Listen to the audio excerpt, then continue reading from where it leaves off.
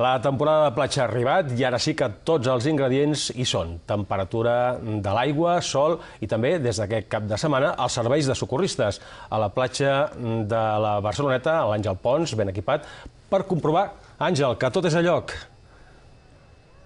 Sí, el principal ingredient, que és aquesta calor que amb temperatures que rosen els 30 graus, que freguen els 30 graus, aquest ingredient imprescindible hi és des d'aquest matí. Ara mateix aquí a la Barceloneta estem a uns 27 graus de temperatura, una calor que ha fet que les platges estiguin plenes, tot i que veiem pocs banyistes. Avui és el primer dia amb socorristes, però com dic, hi ha pocs banyistes segurament per la temperatura de l'aigua, que és 2 graus inferior a la de l'any passat, per les pluges que han caigut aquest últim mes i també per la bandera groga que hi ha ara mateix, una bandera que indica precaució per aquesta boira que no acaba de fer net i que és aquí a la platja des d'aquest matí. Una temporada de platges que s'estrena amb una novetat important, com és una aplicació que gestiona el Consell Superior d'Investigacions Científiques i que ens permetrà saber a través del mòbil si hi ha meduses o no a les platges catalanes. I la Guàrdia Urbana també ha començat, com és habitual, la seva campanya d'estiu contra la venda il·legal. Les previsions diuen que les platges de l'àrea metropolitana rebran aquest estiu uns 9 milions de visitants, que són 200.000 més